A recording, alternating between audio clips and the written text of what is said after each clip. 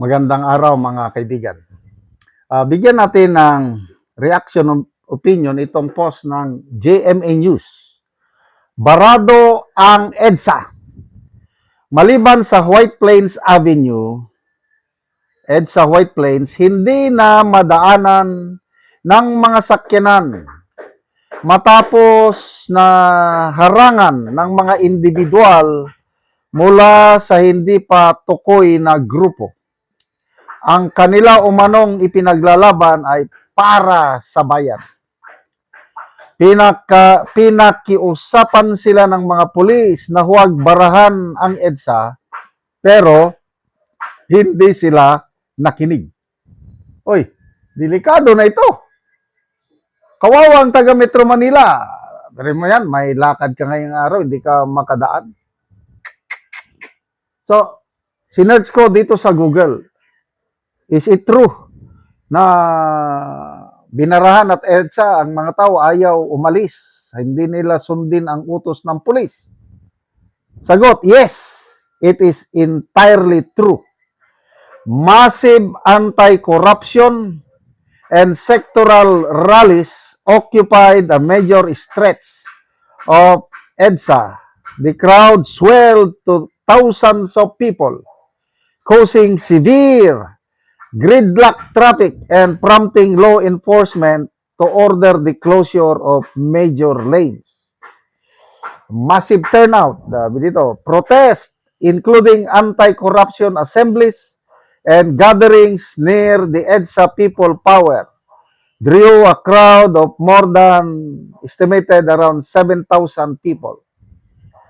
Traffic disruption, demonstrators flooded the northbound lane of EDSA toward White Plains, bringing vehicular traffic to a near standstill.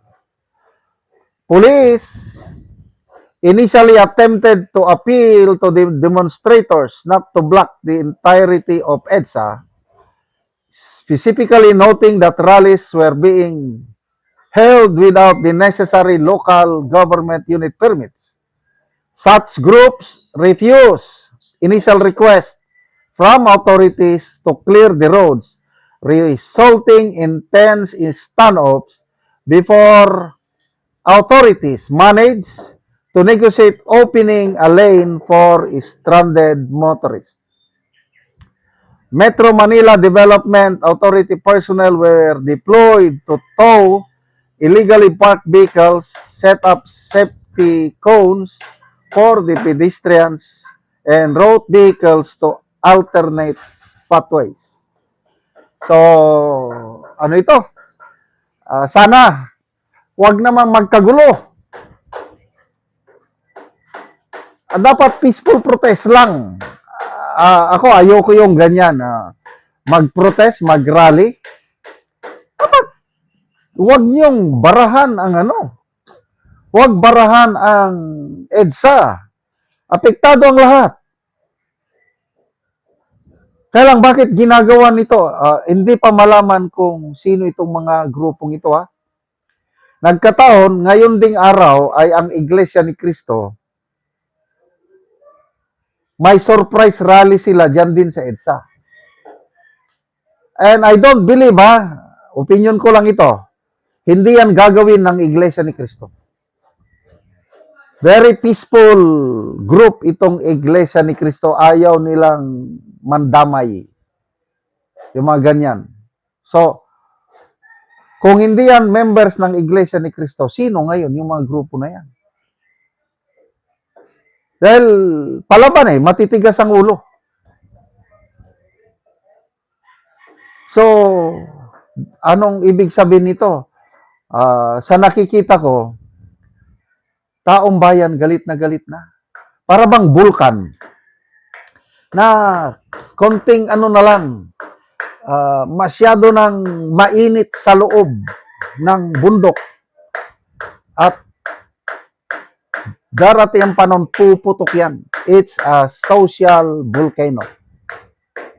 At sana naman, wag mauwi ito ng karahasan. Wag mauwi katulad ng Indonesia, katulad ng Nepal. Wala sa kultura nating mga Pilipino yung ganyan.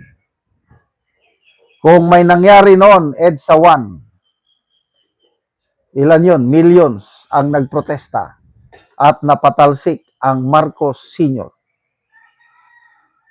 Nangyari din EDSA 2. Ganon din. Madami din. I don't know kung nakabot ba ng milyon. Nagrally panahon ni President Joseph Estrada dahil sa katiwalian. So ano? History repeating itself?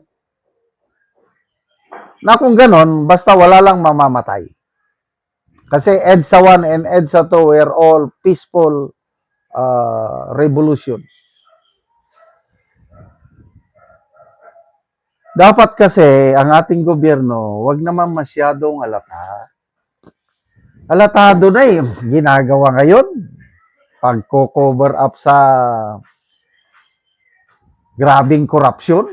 Buwe. Ano yung mga developments kahapon? DPWH, former Secretary Bunuan, nasampahan ng plunder, nakakulong na nga kasama ni Jinggoy. Tapos ngayon, biglang i-withdraw ang kaso, gagawin siyang state witness. Dalawang senador na tinatakot na nila sampahan ng kaso. Ngayon, pagbaliktad lang, sumama sa majority group ng Senate of Malacanang, hindi nasasampahan ng kaso.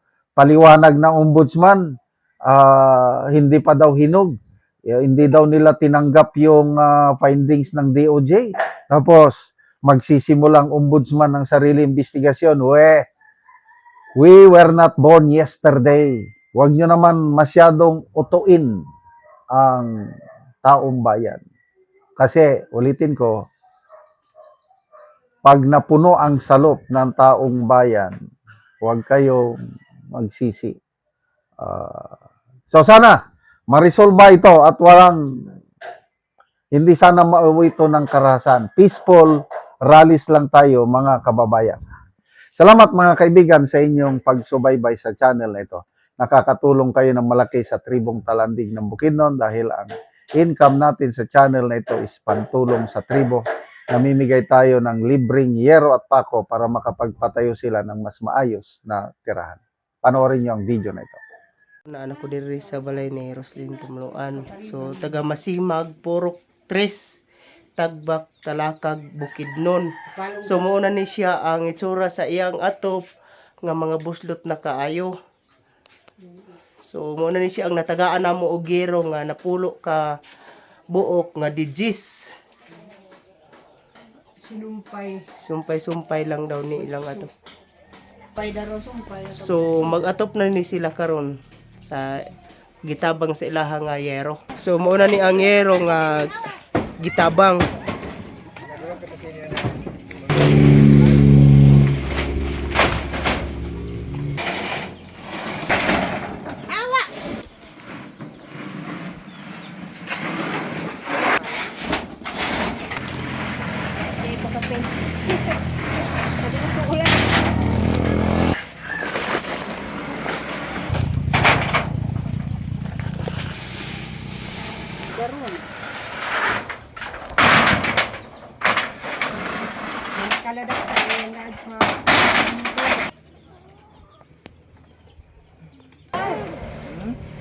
Lusang ka kan.